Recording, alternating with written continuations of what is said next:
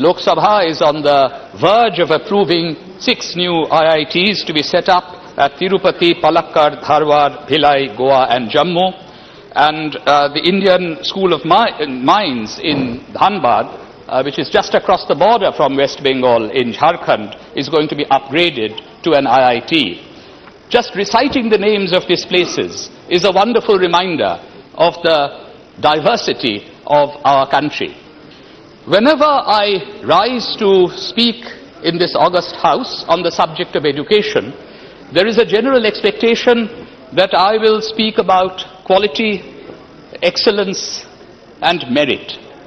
Today, I would want this house to carefully ponder over a question: what is merit? I pose this question because I feel that in our country, there is a grave danger of passing off accumulated caste privilege as merit. If there are huge sections of our people who have suffered historic injustice, then we should be very careful not to label them as people who lack merit. It is our fault that they have not got adequate opportunities to excel in our schools of higher education. Now, it is often forgotten that the IIT Act was, of course, passed in 1961, but reservations, even for scheduled castes and scheduled tribes, our 22.5% reservations, were not extended to the IITs until 1973. That was done under the Prime Ministership of Srimati Indira Gandhi. And the OBC reservations were not extended until as late as 2006. I was reading an article by an anthropologist at Harvard University named Ajantha Subramaniam, titled "Making Merit," published in the Comparative Studies of Society and History. And I was startled to read some of the statistics that were given in that article about IIT Madras. Mr. Deputy Speaker, you know better than anyone else that our state of Tamil Nadu, led ever since the great figure Annadurai showed us the way, this state of Tamil Nadu has empowered the backward castes, the scheduled castes and scheduled tribes for decades. But IIT Chennai is a central institute, and as of 2015, the numbers may have changed slightly since then. If we look at the figures of faculty members, there were 464 faculty members in the general category, 59 in the OBC category, only 11 in the scheduled castes category, and a mere 2 in the scheduled tribes category. These numbers cannot be explained by merit alone.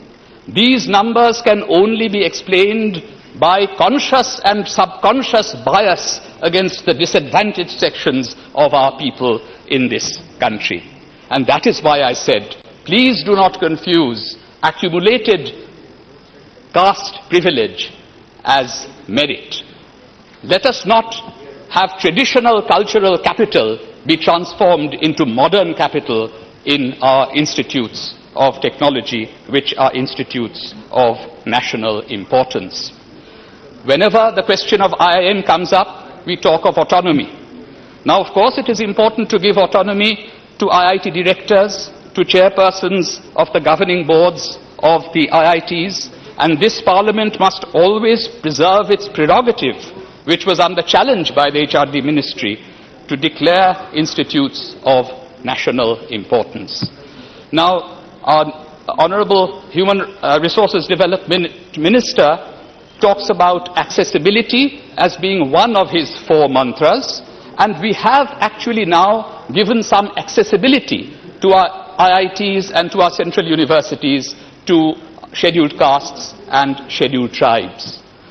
But the question is that have we given them the feeling of equal citizenship inside the portals of our great institutions of higher learning? That is why when students at IIT Chennai want to set up an Ambedkar and Periyar study circle, why should the Dean of Students at the direction of the central government de-recognize such a study circle? Everyone should be reading the works of Dr. Ambedkar and of Periyar.